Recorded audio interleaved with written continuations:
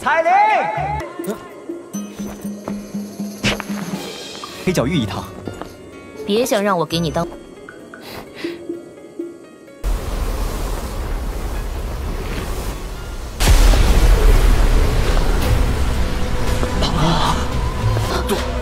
杜宗，这个女人，她怎么会出现在这儿？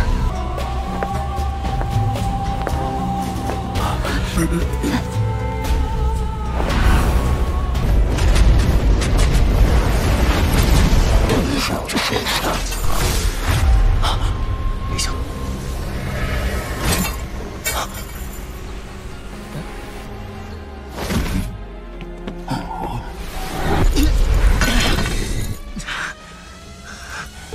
又要救我，又对我这么不客气，这要是这家伙突然出现，韩风这个混蛋现在恶心的。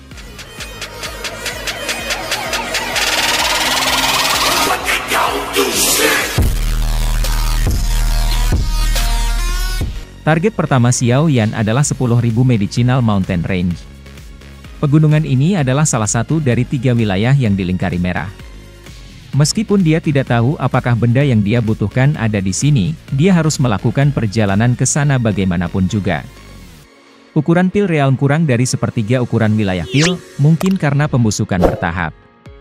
Namun, orang tidak boleh meremehkan sepertiga ini. Dengan harta alam di dunia ini, sepertinya tidak ada satupun faksi di benua itu yang tidak tertarik. Ruang ini setara dengan memiliki gudang bahan obat yang tak terbatas dan berharga. Dari ini, orang bisa tahu seberapa kaya menara pil. Dengan kecepatan Xiao Yan, dia akan, paling sangat, membutuhkan 1 hari dan 1 malam untuk melintasi ril pil ini. Oleh karena itu, Xiao Yan secara bertahap tiba di dekat 10.000 Medicinal Mountain Range yang telah dilingkari di peta. Xiao Yan telah melewati sejumlah pesaing lain di sepanjang jalan. Sebagian besar dari mereka bergerak lebih jauh setelah melihatnya. Jelas, mereka takut dia akan tiba-tiba menyerang. Hal semacam ini tidak jarang di dalam realm pil. Xiao Yan sedikit merajut alisnya. Dia merenung sejenak sebelum menggerakkan tubuhnya dan mendarat di berdiri jauh dari bukit. Setelah itu, dia bergegas ke atas bukit. Anehnya, tidak ada yang menghentikannya mendaki bukit. Beberapa orang menarik mata mereka setelah meliriknya. Adegan ini menyebabkan Xiao Yan menjadi sangat terkejut. Xiao Yan mengangkat alis setelah mendengar suara ini. Karena Song Qing berada di atas batu, sepertinya Cao Ying juga ada di sini. Xiao Yan memalingkan matanya saat pikiran ini terlintas di hatinya. Segera, matanya berhenti di batu hijau di tengah kerumunan. Cao Ying, yang tampak sangat mempesona dengan gaun berwarna hitam, duduk di atasnya. Tangannya sedang bermain dengan tapak rambut hitam. Ekspresi malas miliknya menyebabkan beberapa tatapan panas dari sekitar untuk terus menatapnya. Wanita ini adalah jenis kecantikan yang akan membawa bencana ke negara dan kota dimanapun dia pergi. Sepertinya mereka semua berkumpul di tempat ini karena ini adalah 10.000 Medicinal Mountain Range. Mata Xiao Yan berbalik ke arah pegunungan, yang tampak misterius di bawah naungan kabut. Dia juga mengangguk pelan. Dia bisa merasakan bahwa itu ada cukup banyak keberadaan yang kuat di dalamnya. Cukup banyak orang yang setuju dengan Song. Semua dari mereka telah dengan cemas dibebankan ke pegunungan sebelumnya. Namun, mereka akhirnya melarikan diri setelah dikejar oleh banyak hewan ajaib. Beberapa dari mereka yang terlalu lambat untuk melarikan diri bahkan mati di pegunungan. Berdasarkan apa yang aku tahu, ada banyak binatang ajaib dalam 10.000 Medicinal Mountain Range. Selain itu, orang yang memerintah hewan ajaib ini adalah binatang terakhir yang telah mencapai peringkat 7 puncak dan memiliki setengah kaki di peringkat 8. Binatang buas ini telah menggunakan metode khusus untuk mengangkut banyak harta alam di sekitar 10.000 pegunungan obat ke guanya. Di antara mereka termasuk banyak item di daftar tugas yang kami butuhkan. Song Qing berdiri di atas batu besar, melihat sekelilingnya, dan memberitahu semua orang dengan suara yang dalam. Orang yang bisa menyebabkan Xiao Yan untuk mengungkapkan ekspresi seperti itu secara alami pemimpin sekte muda dari sekte Xuan mendalam, Chen Xian. Xiao Yan dan dia belum muncul di tempat yang sama, tetapi itu tidak terduga bahwa itu mereka akan bertemu di luar 10.000 Medicinal Mountain Range ini. Ada dua orang tua di belakang Chen Xian. Xiao Yan tidak terbiasa dengan dua orang ini. Mereka adalah penjaga dari Chen Xian yang Xiao Yan telah temui di pameran perdagangan alkemis. Jari Chen Xian menekan kipas logamnya. Penggemar itu mengeluarkan suara "bam" saat dibuka.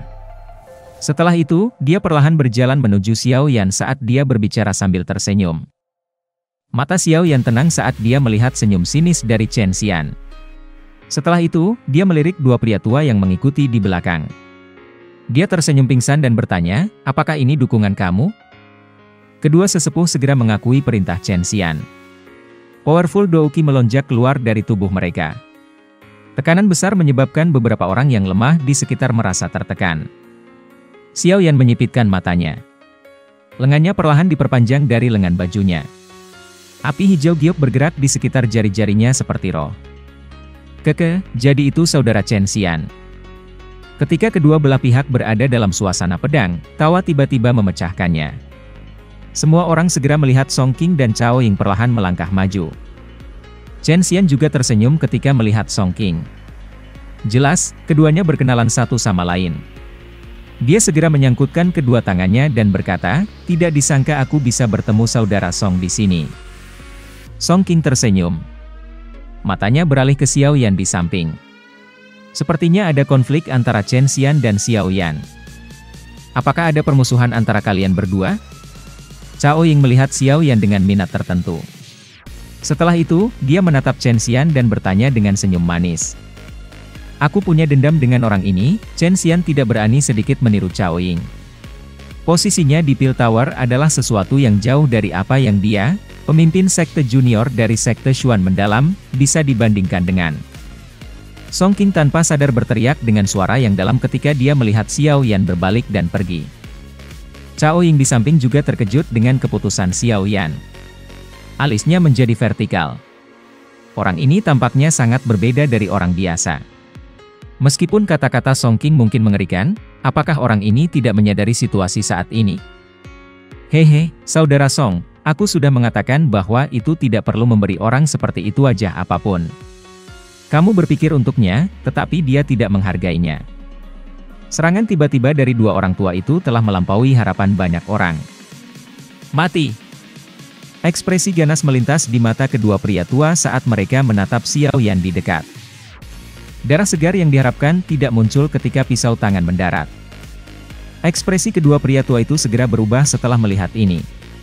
Angin dari tinjunya berguncang dan menghancurkan bayangan itu. Kaki Chen Xian menginjak tanah saat pikiran ini terlintas di hatinya. Setelah itu, tubuhnya tertembak ke belakang. Namun, ruang di belakangnya tiba-tiba terdistorsi saat sosoknya bergerak mundur. Dentang! Tinju api tiba-tiba datang dan mendarat di kipas logam. Kekuatan tersembunyi menembus kipas logam sebelum menyerang dada Chen Xian. Tubuhnya tertembak ke belakang, menggosok di tanah dan membentuk celah yang sangat dalam. Perubahan tak terduga ini membuat semua orang di bukit terhenyak. Mereka menyaksikan Chen Xian dipaksa kembali dan memuntahkan darah dalam sekejap mata.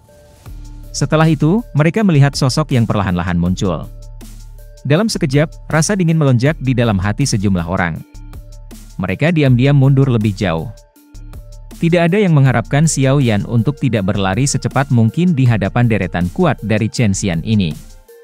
Dia malah berani memasang tipuan, menghindari dua tetua, dan menyerang Chen Xian. Semua orang telah dengan jelas menyaksikan situasi sebelumnya. Kedua orang tua itu akhirnya pulih setelah Chen Xian telah dipukuli oleh Xiao Yan sehingga ia memuntahkan darah dan terbang mundur. Mereka berteriak dengan marah ketika tubuh mereka bergerak. Setelah itu, mereka muncul di belakang Chen Xian. Keduanya memperpanjang tangan mereka dan dengan paksa menerima Chen Xian. "Bunuh bajingan ini. Aku ingin dia mengalami nasib yang lebih buruk daripada kematian." Wajah feminin Chen Xian ditutupi dengan tatapan galak setelah diterima oleh mereka berdua. Telapak tangan itu dari Xiao Yan benar-benar menyebabkan dia kehilangan seluruh wajahnya, menyebabkan dia dengan marah mengaum perintah. Kedua tetua saling memandang ketika mereka mendengar perintahnya. Namun, hanya satu dari mereka yang melangkah maju.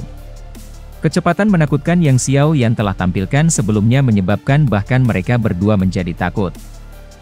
Chen Xian, yang jaraknya cukup dekat, berteriak dengan nada suara garang sementara pria tua itu ragu-ragu. Kebenciannya untuk Xiao Yan sudah bisa digambarkan sebagai monster. Orang tua itu hanya bisa menghela nafas setelah mendengar teriakan Chen Xian. Dia mengepalkan tangannya dan pisau besar sepanjang 5 kaki muncul.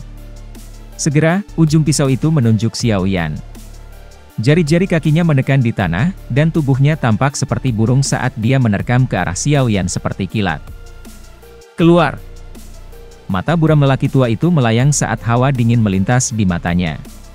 Pisau besar di tangannya tiba-tiba dan dengan kasar meretas ruang di sebelah kirinya. Orang tua itu hanya mendengus dingin ketika dia melihat serangan Xiao Yan.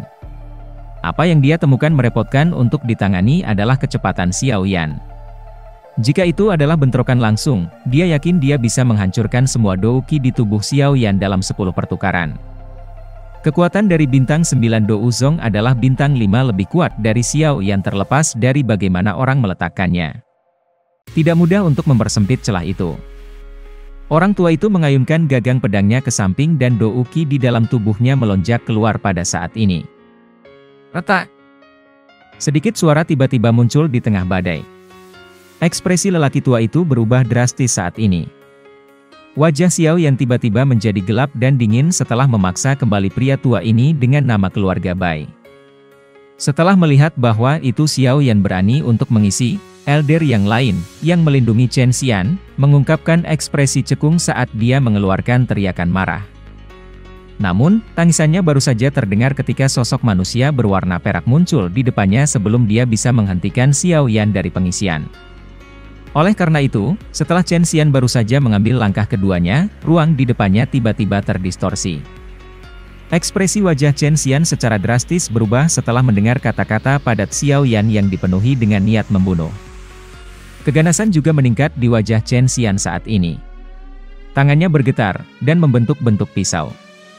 Setelah itu dengan kejam diretas di kepala Xiao Yan. Dengan gelombang tangannya, pisau api yang terbentuk oleh panas, api merah douki juga bergerak. Pada saat yang sama, angin panas yang membakar dan tajam merobek retakan hitam gelap di angkasa itu sendiri. Nyah! Angin tajam di pisau api dengan cepat melemah setelah melakukan kontak dengan api hati teratai Glazet. Sebuah kekuatan yang menakutkan melonjak keluar dari telapak Xiao Yan seperti banjir. Pertahanan dari douki dalam tubuh Chen Xian runtuh di bawah kekuatan ini. Segar darah segar keluar dari mulutnya dengan suara "gruk". Suara tulang menghancurkan jelas segera meletus dari tangan kanan Chen Xian ketika darah segar ditembak. Tubuhnya terbang mundur dan dengan keras menabrak batu gunung yang sangat besar, mengguncang batu sampai terbentuk banyak retakan kecil. Sesaat kemudian, suara retak akhirnya terdengar dan batu besar itu meledak terpisah. Interiornya hancur menjadi debu oleh kekuatan tersembunyi. Tubuh Chen Xian runtuh ke dalam debu batu raksasa. Tubuhnya terus bergerak-gerak. Jelas, serangan Xiao Yan telah melukai dia.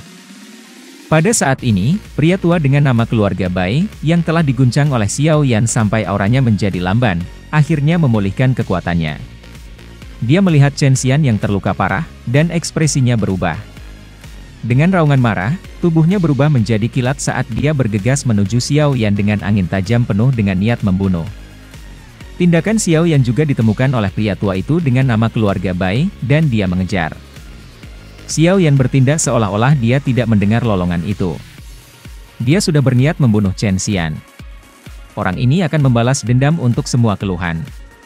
Saat itu, mereka hanya memiliki konflik kecil di pameran perdagangan alkemis, tetapi orang ini telah pergi dan menyelidiki Xiao Yan.